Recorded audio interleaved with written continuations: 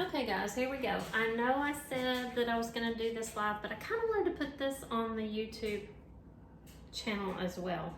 So I'm just gonna do a video and upload it. I'm sure y'all will forgive me. I just wanted to interact, you know, like we did when I was going live, and I promise I'll get back to that. I plan to do it live every Tuesday. I hope you will join me. Because of my work schedule kind of flip-flopping right now, I can't really say exactly what time it'll be every Tuesday, but hopefully I'll let you know in plenty of time. So I mentioned last week that we were going to do those green cheese chicken enchiladas. This lighting, I have a little one of the little round lights that's blinding me, and you can probably see the circle on my glasses.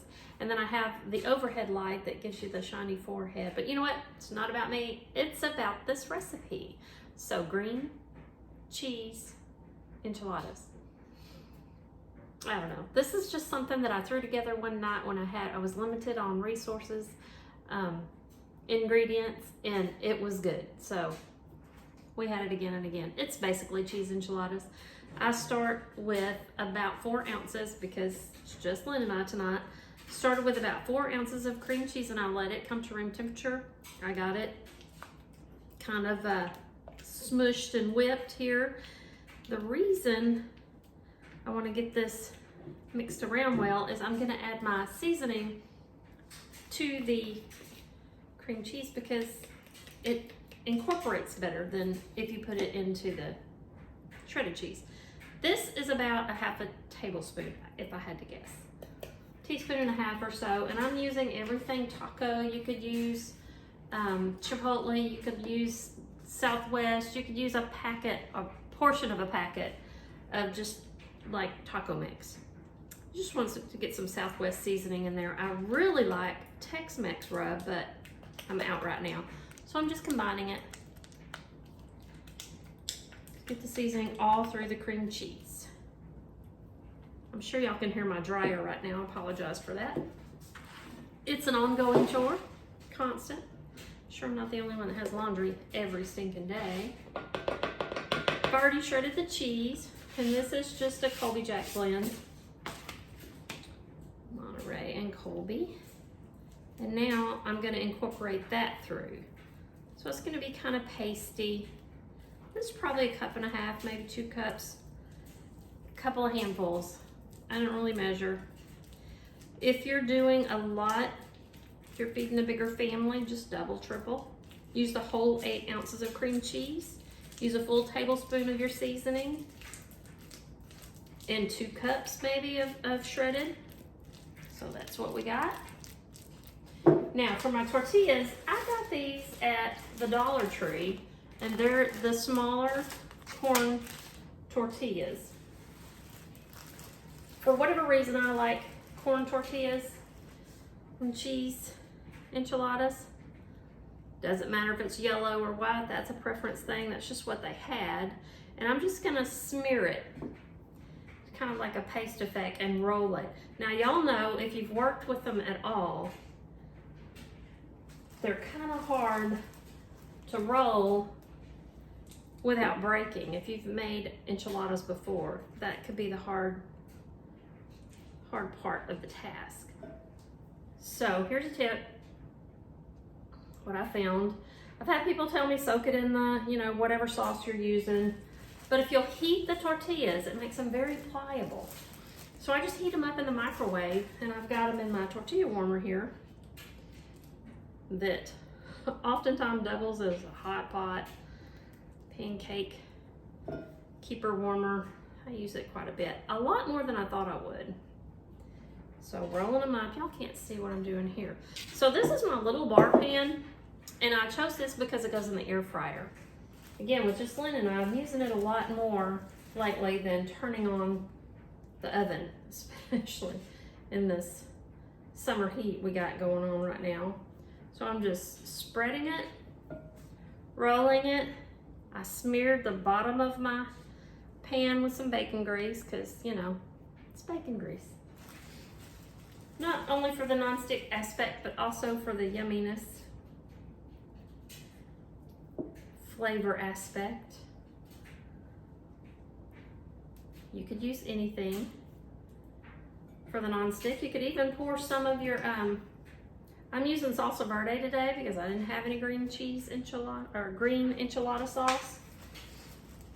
But it's really good with green enchilada sauce if you have that. Or if you're gonna get the things for this recipe, get that.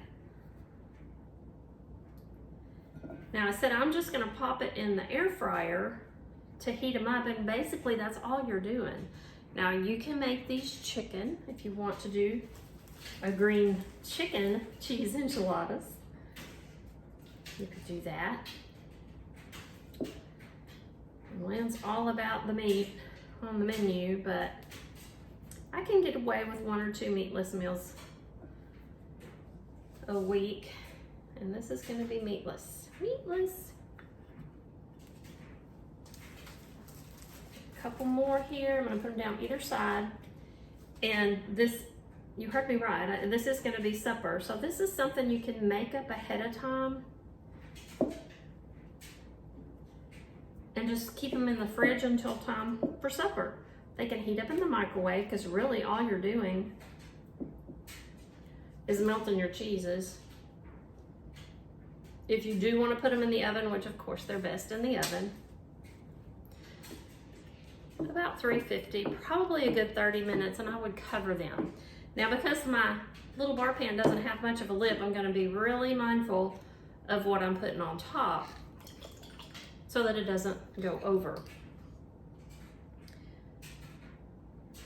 Your green enchiladas, if you want to put them in a deeper pan, green cheese enchiladas, you can be really more generous, but I like to get all of the tortilla damp, but I don't want them swimming in it because, like I say, I'm going to put it back in the fridge. Now, when I put them in the air fryer tonight, I have to work this evening, so when I get home, I'll pop them in the air fryer about 10, probably 10 minutes, and then halfway through, I'm going to add some more cheese on top. Get that all melty. So let me set this out of the way. Set this out of the way because I want to show y'all one more thing I haven't even used. I've sold a ton of them, but I haven't really used it myself, and I hate to admit that, but every time I get one, somebody wants it, which is fun. So finally have one of my own. We were even out of them for a little while now. Last week was our conference, our national conference for Pampered Chef. I did not attend because it was in Chicago. A little scared of Chicago right now. So, probably shouldn't say that out loud on a video. Just me, don't want to be there. So, I saw that we sold 109,000? Surely not million. It may have been million. Crazy amount of this product. I'm gonna have to go back and watch that because it's hard for me to say million, but I feel like it was that many. So, cup slicer. I know several of y'all have these, and apparently TikTok viral, and I haven't even been on. So, it's got a little thingy in the bottom of it that pushes whatever you're cutting right on through. Just a quick slice. So think our quick slice, but a smaller portion, I guess. But you're just popping through. Can y'all see that? That's crazy. So the top part measures a cup, so you're measuring as you're slicing. Isn't that cool? Anyway, I need to slice those. Y'all know to buy the mushrooms whole and slice them yourself. I mean, it takes a minute to get them clean, but do get them clean. And don't, until you're ready to use them, don't wash them. And certainly don't submerge them because mushrooms are kind of like sponges, which is why I love them. They take on the taste profile of whatever dish you're making. Mushrooms are great to stretch your protein. Next to no calories. But I like to go ahead and slice them up, and then I'll put them in a bag. So these are cleaned, They'll be sliced, and then they'll be ready to go for whatever recipe I need them for. I'm gonna do a stir fry tomorrow night.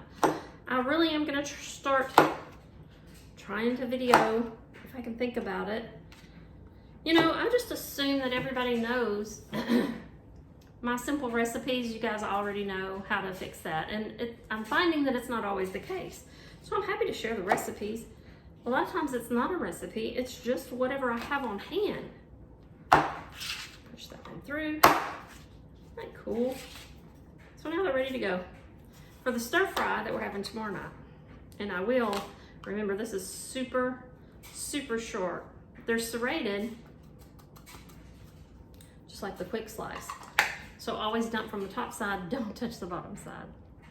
I have done that before and it is ouchy. All right, so I just want to show you guys that neat little tool too, so if you don't have one, grab one. I appreciate you hanging out with me for just a few minutes. It looks like a little over 10. I'm going to try to do quick recipes in smaller portions that you can always double, triple to fit your family size. But for tonight, I'm just going to slice some tomatoes up, and we're just going to have the enchiladas, tomatoes, guacamole, of course, and a few chips. So I look forward to, not really. I do not look forward to it, but I will be. I will be seeing you guys again soon. Appreciate y'all so much. Bye now.